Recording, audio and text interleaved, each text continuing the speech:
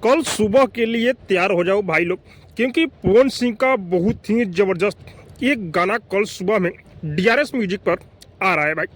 मैं आप लोग को बता दूं कि जिस गाने का नाम है ओढ़निया ए गोरी, लेकिन बहुत सारे लोग अनुमान लगा रहे हैं कि राजा जी के दिलवा 2 ये गाना हो सकता है भाई। ऐसा मैं इसलिए बोल रहा हूँ कि इस गाने का आज टीजर आया है और टीजर में म्यूजिक उसी गाने से मिल रहा है भाई।